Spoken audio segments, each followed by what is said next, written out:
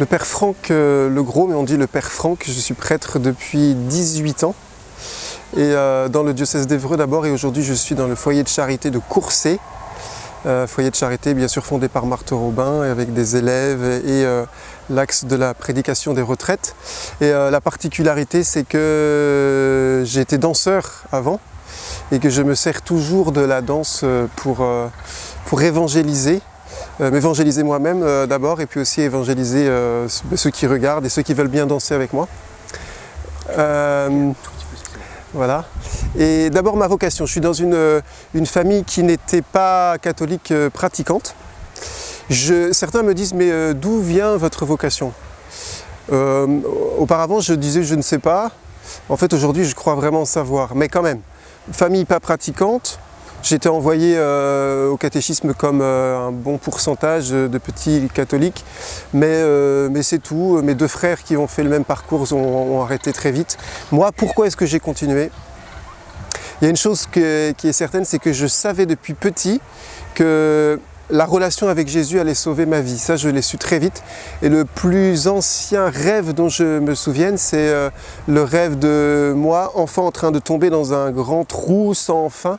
Et je tombais, et je criais « Jésus, Jésus, Jésus !» Et là, j'ai vu la main de Jésus comme ça, qui m'a rattrapé, qui m'a tiré. Et ça, c'est le plus vieux rêve de mon existence. Donc, dans mon âme d'enfant, il y avait inscrit le fait que Jésus était mon sauveur. C'est certain. Après, pourquoi est-ce que je suis prêtre? Puisque personne autour de moi ne m'y poussait. Je crois que, j'en suis persuadé, c'est grâce à la Vierge Marie. Pourquoi? Quand j'ai été baptisé, j'étais baptisé en cachette. Parce que mes parents n'étaient pas d'accord sur comment organiser le baptême, etc. Bon, bref. Et du coup, mon père a dit il ne sera pas baptisé. Et moi, ma mère m'a pris un jour, sans que mon père le sache. J'ai été baptisé, il y avait que mon parrain, ma mère et le prêtre. Et puis elle est revenue à la maison en disant tiens, il est baptisé. Mais j'ai été baptisé dans un lieu consacré à la Vierge Marie et où on présente l'enfant à la Vierge Marie. Et là, je suis sûr qu'en fait, la Vierge Marie m'a pris sous son manteau et elle est certainement dans l'affaire. Ça, c'est évident. Après, voilà, j'ai grandi avec cette nécessité de prier. J'avais un petit autel dans ma chambre. Tout n'était pas formé hein, parce que j'allais même, quand j'étais ado, j'allais prier à l'église du village, je prenais la clé au café du village et là j'allais prier et un jour je priais le chapelet, j'avais 15 ans je crois, et là je me suis aperçu que en fait la statue devant laquelle j'étais c'était pas la bonne, c'était pas la Vierge Marie, c'était juste Thérèse de l'Enfant Jésus. Donc du coup j'ai pris mon prix-dieu et j'ai changé et je suis allé voir Notre-Dame de Lourdes et je pense qu'au ciel ils ont bien ri d'ailleurs, ils se sont échangés les prières et voilà, mais s'inscrivait en moi ça, c'est-à-dire que j'avais besoin de prier pour vivre, c'était évident. Et après, dès l'âge de quoi, donc j'étais en 4e, je suis rentré au conservatoire de Rouen pour danser. Parce que la danse était important aussi pour moi, j'étais attiré par la musique, j'aime la vie, j'aime la joie, ça aussi c'est inscrit, et le fait d'exprimer la joie corporellement, c'était inscrit en moi.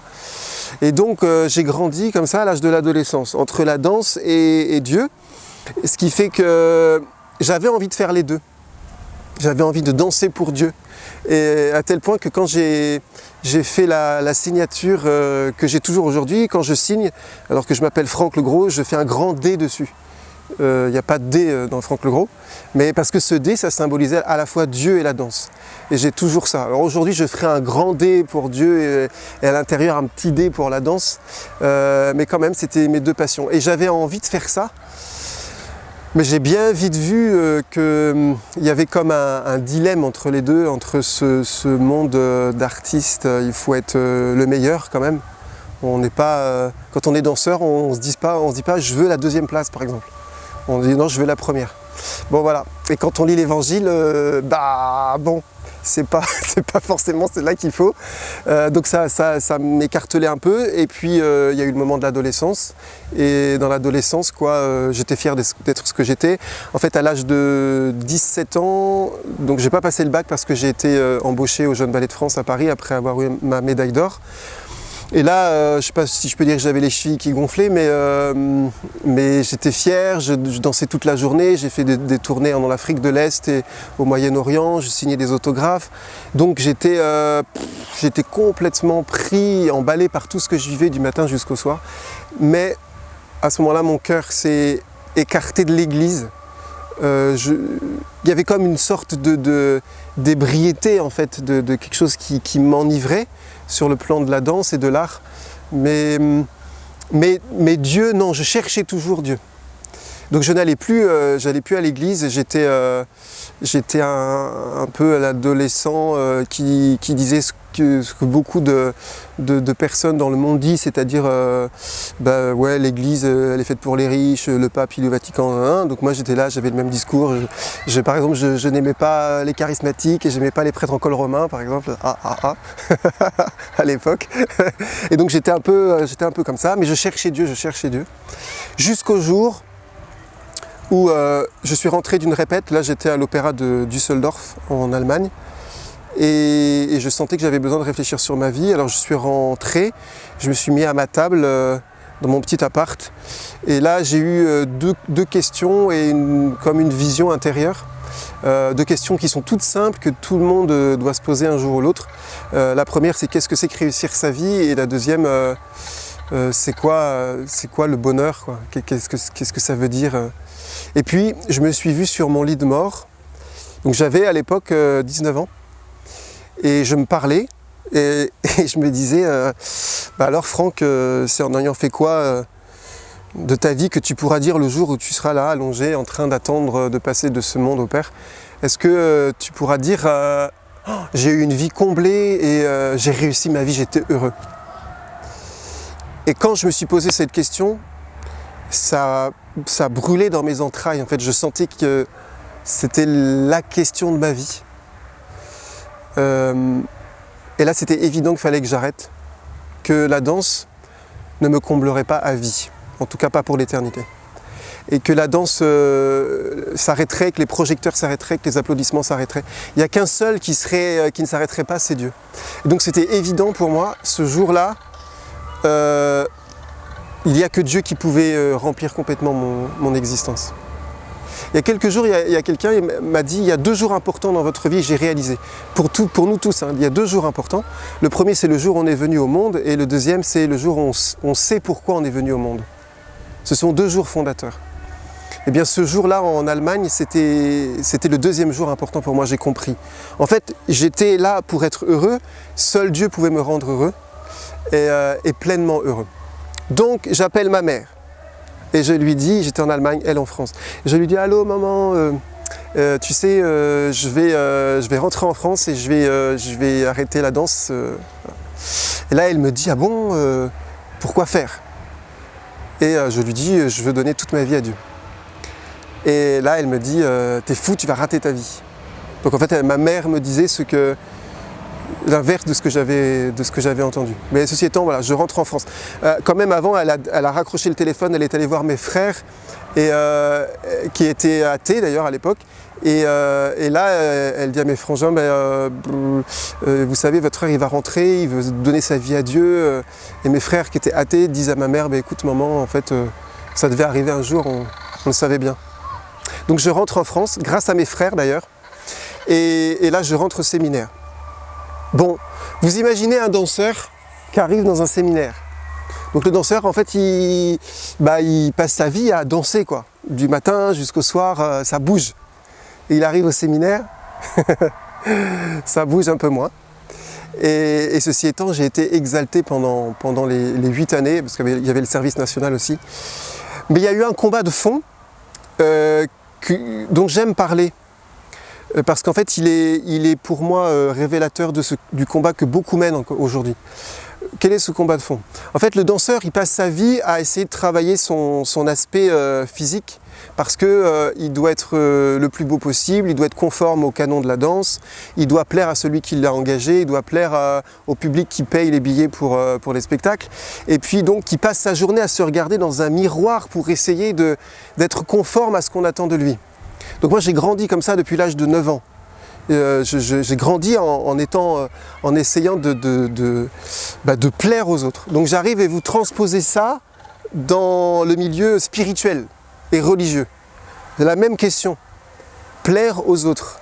Donc moi j'arrive là-dedans, donc c'était pas une question physique, je le savais, mais c'était comment il faut penser pour être un bon séminariste, comment il faut prier pour être un bon séminariste, est-ce qu'il faut correspondre à ton église diocésaine, à ton séminaire, à ton supérieur, etc., à tes copains qui ont fait 2 ans de théologie, de philo. Et donc en fait, moi je voyais bien de toute manière que j'étais pas du tout à la hauteur parce que j'avais pas fait de philo, etc. Et donc j'avais cette question-là de fond que tout le monde se pose jusqu'au jour où... je vous donnerai ma réponse après. Mais il y a un jeune de 15 ans qui dit ceci, et je le dis à tous les jeunes et tous les adultes. Carlo Acutis, qui vient d'être déclaré vénérable il y a 15 jours, 3 semaines, et il disait ceci: beaucoup naissent comme des originaux, non, tous naissent comme des originaux et beaucoup meurent comme des photocopies. C'est-à-dire, on est tous du cœur de Dieu comme quelqu'un qui a son originalité, sa personnalité, mais malheureusement, on peut passer notre vie à vouloir recopier les autres, vouloir être comme les autres, et du coup on n'est pas soi-même. Et moi j'ai découvert ça spirituellement, et Dieu m'a fait comprendre, il m'a dit non mais sois toi-même, le seul qui peut te juger c'est ton Père qui est au ciel, parce que lui te connaît en profondeur, donc sois toi-même, c'est tout. Donc j'ai découvert ça, et y compris après en sortant du séminaire, c'est-à-dire en fait il faut être soi-même. Et pour moi, être soi-même, Dieu me fait découvrir qu'il m'a appelé comme danseur, et aujourd'hui ancien danseur et prêtre. Donc en fait, il veut que je sois moi-même, et j'ai découvert que l'appel que j'avais en tant que prêtre dans cette église aujourd'hui, c'était de permettre aussi à chacun, et même dans l'église, d'être complètement soi-même. Et notamment d'intégrer cette dimension du corps. Non pas qu'il faille être les plus beaux, les plus forts, etc., mais juste apprendre à découvrir que chacun est aimé de Dieu et que chacun est un trésor divin. Et comme le dit saint Paul d'ailleurs, chacun est le temple du Saint-Esprit. Donc à travers la danse, à travers aussi l'association Hosanna que j'ai créée, pour les jeunes, le but c'est de leur faire découvrir ça. C'est-à-dire ne cherchez pas à être comme les autres, ne cherchez pas à être habillés comme les autres, ne cherchez pas à parler comme les autres, penser comme les autres, mais soyez vous-même. Et je crois que l'Église doit être l'experte de l'incarnation, c'est-à-dire on s'aperçoit quand même qu'on n'est pas très libre dans notre Église catholique avec le corps. Hein. Ça s'améliore, bon, ça s'améliore. Mais quand même on est un peu coincé. Or, quand on lit la Bible, le fait d'être devant son Dieu, de louer l'Éternel, de lever les mains, de danser, il est dit que même les arbres dansent de joie et que les collines frappent des mains. Donc nous qui ne sommes ni des arbres ni des collines, a fortiori on peut certainement sauter, danser de joie, comme le dit l'Écriture et comme le fait le roi David. Et donc en fait il y a un enjeu, pour moi il y a un enjeu non seulement de liberté, mais d'identité, c'est dans l'Église. L'Église doit être l'experte de l'incarnation. C'est-à-dire que dans notre monde où on prône la relation au corps, la liberté avec le corps, le fait d'intégrer le corps, etc., ceci étant, ce n'est pas forcément évangélisé. Donc l'Église, elle a un enjeu de taille, et que ce soit pour les jeunes ou les moins jeunes, c'est accueille le corps que tu as, sois libre et en même temps évangélise le rapport que tu as. Donc il y a quelque chose pour moi de profondément d'actualité. Il faut que l'Église puisse permettre aux enfants, aux ados et aux jeunes de comprendre que la première qui peut parler de la relation au corps et de la liberté dans la relation au corps, c'est l'Église catholique. Je le crois vraiment. C'est la championne de l'incarnation. Être soi-même et ne pas vouloir être une photocopie, c'est accepter en fait aussi d'être différent des autres, et c'est aussi accepter de ne pas être aimé de tout le monde. Pour moi, ça c'est un autre enjeu spirituel. C'est de découvrir, en fait je suis bien dans mes pompes quand je sais que je suis aimé de mon Père, que j'essaie de correspondre le plus possible à qui il est et que je ne cherche pas à plaire à tout le monde. J'ai découvert un jour dans une de mes paroisses, alors c'était très douloureux parce que j'étais encore habité de il faut plaire, il faut plaire. Moi je pensais qu'un jeune prêtre qui arrive dans une paroisse parce qu'il consacre sa vie, il donne toute sa vie, il serait aimé de tous les paroissiens. Bon en fait j'ai cru ça 2 semaines, la deuxième c'était terminé. Et il y a des gens qui font la misère parfois hein, dans l'église, ça arrive, hein, il y a des pauvres prêtres qui souffrent. Et il y a une femme un jour qui m'a fait la misère, je vous promets. Et grâce à elle j'ai découvert un truc. Dieu m'a dit mais pourquoi tu es prêtre, pourquoi tu es chrétien? Parce que je veux te suivre, parce que je veux t'aimer. Alors le Christ me fait comprendre.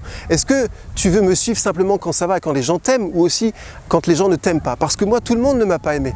Donc si tu veux être mon disciple, il faut que tu acceptes et que tu comprennes que les gens ont le droit de ne pas t'aimer. Ça a été super important pour moi. Et depuis ce jour-là, en fait, quand il y a des gens qui ne m'aiment pas, je leur donne l'autorisation de ne pas m'aimer. Je leur dis pas, ils n'en ont pas besoin, mais dans mon cœur, je dis en fait, je t'autorise de ne pas m'aimer, tu as le droit de ne pas m'aimer. Et du coup, ça me blesse pas plus que ça, c'est leur droit, ils ont le droit. Mais moi, je dois les aimer par contre. Ça, c'est mon devoir.